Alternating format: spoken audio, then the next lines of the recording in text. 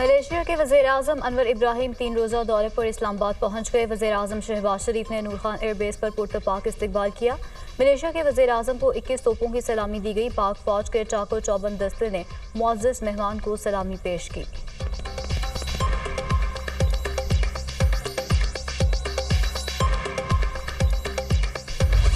वो जज फैसला दे के कहां चले गए हैं?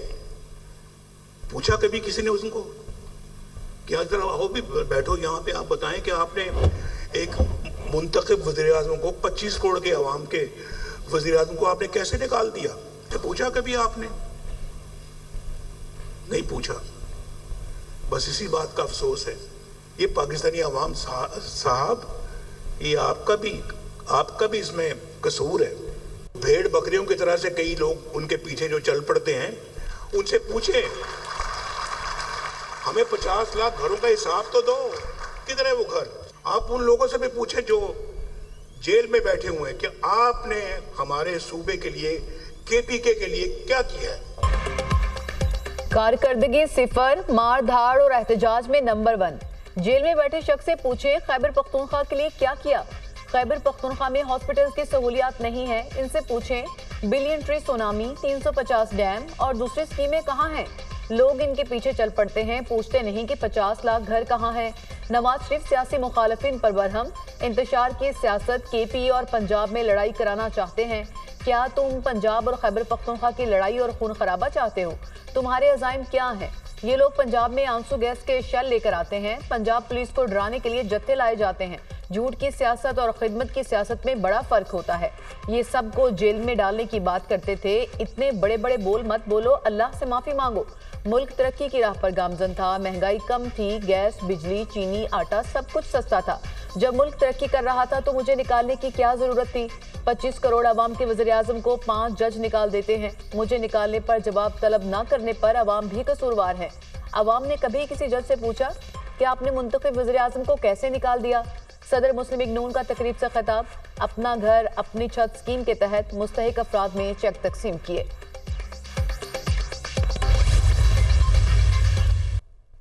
मैं किसी की गालम गलोच का जवाब नहीं देना चाहती, मेरी तरबियत ऐसी नहीं है। इन्होंने मल्टीपल एहतजाज की कॉल्स दी, बुरी तरह पंजाब में वो फेल हुई। जो अडयाला जेल में बंद है, वो कभी सुना है कि उसने कभी ये कहा हो अपने खैबर पख्तूनख्वा की हुकूमत को, उसने ये कहा हो कि आज से तुमने आवाम को जो है वो फ्री दवाई देनी है? सियासत की इजाजत मिल सकती है, दहशत गर्दी की इजाजत नहीं मिलेगी कभी भी। आपने रोजगार के लिए खैबर पख्तूनख्वा से यहाँ आना है। मेरे दिल के, मेरे मुल्क के दरवाजे, मेरे सूबे के दरवाजे खुले। लेकिन अगर आपको ये सबक दे के यहाँ लाया जाए कि सूबे में जाके आग लगा दो और सूबे में जाके पुलिस के सर फाड़ दो, तो ये मुझे एक्सेप्टेबल नहीं है बिल्कुल भी। सियासत की इजाज़त मिल सकती है, दहशत गर्दी की नहीं। आपने तालीम, इलाज, रोज़गार के लिए आना है तो मेरे सूबे के दरवाजे खुले हैं। अगर आपने एहतजाज, तोड़ फोड़, आग लगाने के लिए आना है तो ये नाकाबिले बर्दाश्त है। मरीम नवाज़ का सियासी हरीफों को दो टोक पैगाम। अडयाला जेल में मौजूद शख्स को अवाम का कोई एहसास नहीं। कभी सुना है जेल से अवाम के लिए कोई पैगाम आया हो? जेल से अवाम के लिए कभी कोई हुक्म नहीं आया, बस एहतजाज की कॉल आई। जेल से कभी हेल्थ कार्ड का पैगाम नहीं आया। हमेशा सुना आग लगा दो, मार धाड़ कर दो, पुलिस वालों के सर फाड़ दो। लाहौर में उन्होंने जलसा किया और पूरे पंजाब से 2000 लोग निकले। पंजाब में इनकी कॉल पर कोई नहीं निकला। केपी से लोग लाए गए। इन्होंने इतना ड्रामा किया, कुछ नहीं हुआ और रास्ते में उन्होंने गाड़ियों को नुकसान पहुंचाया। पंजाब पुलिस के एहलकारों पर हमला किया। क्या पंजाब पुलिस के एहलकारों की जानें मुफ्त में आई हैं? इनका पूरा फोकस गालम गलोच पर है। किसी की गालम गलोच का जवाब देना मेरी तरबियत नहीं। वज़ीर आला पंजाब मरीम नवाज का तकरीब से खिताब।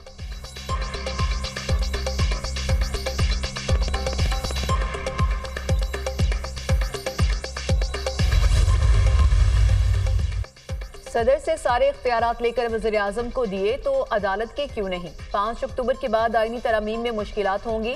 मखसूस नशिस्तों का फैसला यही इशारा करता है। 25 अक्टूबर से पहले तरमीम हुई तो 19वीं तरमीम जैसी मुश्किलात नहीं होंगी। आईनी तरमीम को मैं लीड करता तो पीटीआई को भी साथ रखता।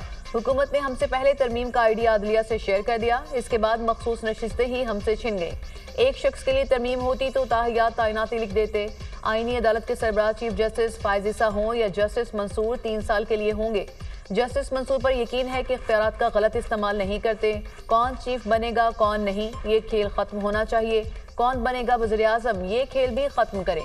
सियासतदान वापस सियासत के दायरे में आए। बिलावल भुट्टो जरदारी की सहाफ़ियों से गुफ्तगू। पीपल्स पार्टी चेयरमैन से सुप्रीम कोर्ट प्रेस एसोसिएशन के वफ़द की मुलाकात। आईनी अदालत और अदालती इस्लाहात से मुतालिक तबादला ख्याल।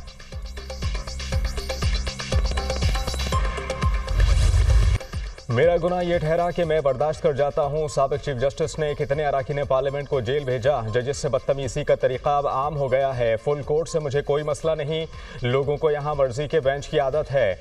वो ज़माने चले गए, अब शफाफियत आ चुकी। अब मुल्क में और ना ही इदारों में आमरीत होगी। क्या हमारे पास इख्तियार है कि ज़बरदस्ती किसी को पकड़कर बेंच में लाएं? आर्टिकल 63A नजरसानी केस के दौरान पाकिस्तान तहरीक इंसाफ के वकील की मुदाखलत पर चीफ जस्टिस के रिमार्क्स। हम पाकिस्तान बनाने वालों में से हैं, तोड़ने वालों में से नहीं। हमने वो मुकदमात भी सुने जो कोई सुनना नहीं चाहता था। परवेज मुशर्रफ का केस भी हमने सुना। चीफ जस्टिस ने बेंच पर एतराज़ मुस्तरद कर दिया। ये बेंच कानूनी नहीं। बेंच तश्कील देने वाली कमेटी के मेंबरान बेंच का हिस्सा हैं। वो खुद कैसे बेंच की तश्कील को कानूनी करार दे सकते हैं? बैरिस्टर अली जफर का बेंच पर एतराज़। चीफ जस्टिस ने कहा कि अगर ऐसा हो तो जजिस कमेटी के मेंबरान किसी बेंच का हिस्सा ही ना बन सकें। अली जफर साहब, आप जजिस का इंतखाब खुद नहीं कर सकते। ऐसा तर्ज अमल तबाह कुन है। क्या माजी में यहाँ सीनियरिटी पर बेंच बनते रहे? सुप्रीम कोर्ट ने वकील अली जफर को बानी PTI से मुलाकात की इजाज़त दे दी। एडिशनल अटॉर्नी जनरल को मुलाकात कराने की भी हिदायत। केस की समाअत कल तक मुलतवी।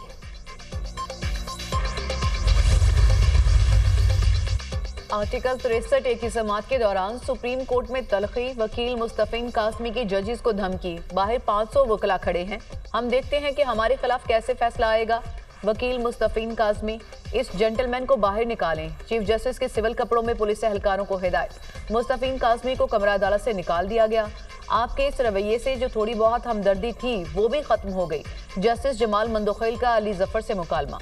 बैरिस्टर अली जफर, ये क्या हो रहा है? आप आएँ और हमें बेइज्जत करें, हम ये हरगिज बर्दाश्त नहीं करेंगे। चीफ जस्टिस का अली जफर से मुकालमा। मैं तो बड़े आराम से बहस कर रहा था और आप भी आराम से सुन रहे थे। अली जफर का जवाब।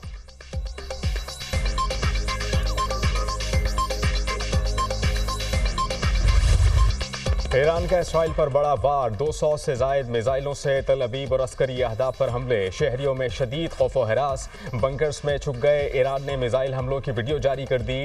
इसराइल के 3 एयरबेस और दीगर तनसीबात को निशाना बनाया। 80% मिसाइल अहदाफ पर गिरे। इस्माइल हनिया और हसन नसरुल्लाह की शहादत का बदला ले लिया। पासदारान इनकलाब सबसे जदीद मिसाइल इस्तेमाल नहीं किए। इसराइल की मदद करने वाले ममालिक के मफादात को भी निशाने पर होंगे।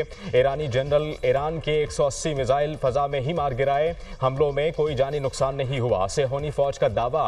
ईरानी मिसाइल मोसाद हेडक्वार्टर से सिर्फ 1 किलोमीटर दूर गिरे। अमरीकी मीडिया मिसाइल हमलों में F-35 तैयारों के अड्डे न्यू एटम एयरबेस को निशाना बनाया। ईरानी मीडिया।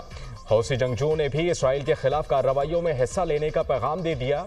अरब मीडिया।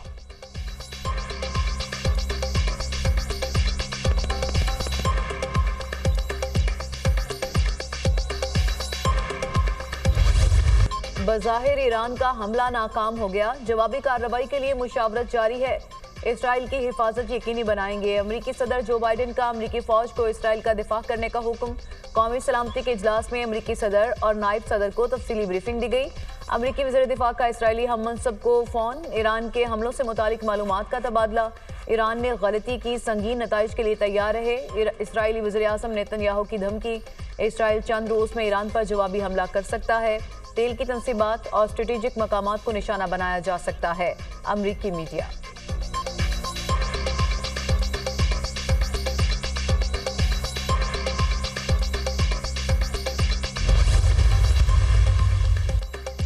इसराइल ने होश के नाखुन ना लिए तो अगला हमला इससे कई ज़्यादा तकलीफ दे होगा। ईरानी सुप्रीम लीडर आयतुल्लाह खामनाई का नेतन्याहू को इब्रानी ज़बान में सख्त पैगाम। इसराइल ने दोबारा गलती की तो पहले से ज़्यादा सख्त जवाब मिलेगा। ईरानी सदर का वाज़ेह पैगाम। इसराइल जंगी जराइम बंद करे या फिर रद्द अमल का सामना करने के लिए तैयार रहे।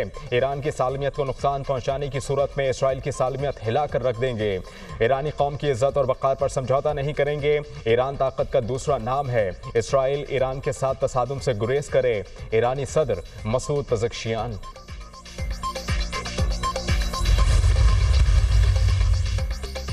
ईरान का इसराइल पर हमला, अक़वाम मुत्तहिदा की सलामती कौंसिल का हंगामी इजलास। सलामती कौंसिल ईरान हमले की मजम्मत करे। अमेरिका का सलामती कौंसिल इजलास में मुतालिबा। इसराइल को अपने दिफा का हक है। अमेरिका इसराइल की मदद जारी रखेगा। इसराइल जवाबी हमले में शहरियों की हिफाजत यकीनी बनाए। अमेरिका का मौक़िफ़। मशरिक़ वस्ता में भड़कती आग आतिश फ़िशां की शक्ल इख्तियार कर रही है। मसला फ़लस्तीन के 2 रियासती हल का वक्त आ पहुंचा। लेबनान में हर तरह की जंग से बचने की ज़रूरत है। सेक्रेटरी जनरल अक़वाम मुत्तहिदा एंटोनियो गुतरेस का सलामती कौंसिल से खिताब। लेबनान में फौरी सीज़ फायर की ज़रूरत है। फ्रांस का सलामती कौंसिल इजलास में मुतालिबा। खित्ते में अमन ही सबसे बेस्ट ऑप्शन है। हम नहीं चाहते लेबनान दूसरा गजा बने। बरतानिया का सलामती कौंसिल इजलास में मौक़िफ़। इसराइल ने सेक्रेटरी जनरल अक़वाम मुत्तहिदा एंटोनियो गुतरेस के मुल्क में दाखिले पर पाबंदी आयद कर दी। एंटोनियो गुतरेस ने ईरानी हमले की दुरुस्त अल्फाज में मजम्मत नहीं की। गुतरेस दहशतगर्दों की पुष्ट पनाही में मसरूफ़ हैं। वो जाली सेक्रेटरी हैं। इसराइली वज़ीर ख़ारजा का बयान।